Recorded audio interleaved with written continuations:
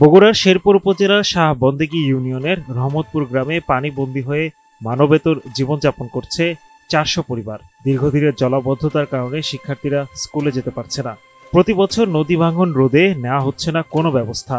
স্থানীয়রা আশঙ্কা করছেন, ভাঙন অব্যাহত থাকলে আরও অনেক বাড়িঘর নদীতে বিলীন হয়ে যেতে পারে। বর্ষা মৌসুমে টানা বৃষ্টিতে নদীর পানি বৃদ্ধির পর নেমে যাওয়ার সময় শুরু হয়েছে ভাঙন।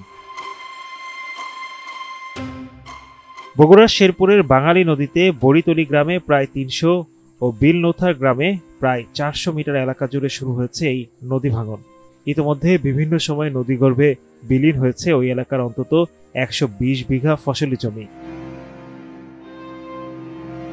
হুমকির মুখে আছে বড়িতলি, বিলনৌথার নবীনগর, শৈলমারি ও শান্তিনগরের ৫ গ্রামের ৮,০০০ মানুষের বসতভিটা ও ৩০০ বিঘা ফসলি জমি। প্রায় ১ যুগেরও বেশি ধরে পানি বন্দি অবস্থায় আছে এই এলাকার মানুষ।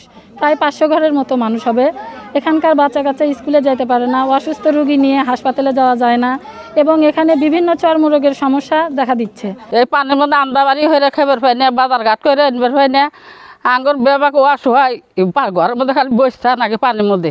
একটু বৃষ্টি হলে এলাকার ছেলেপেলে স্কুলে যেতে পারে না, সাধারণ মুসল্লি ধর্মপ্রাণ মুসল্লি মসজিদে যেতে পারে না।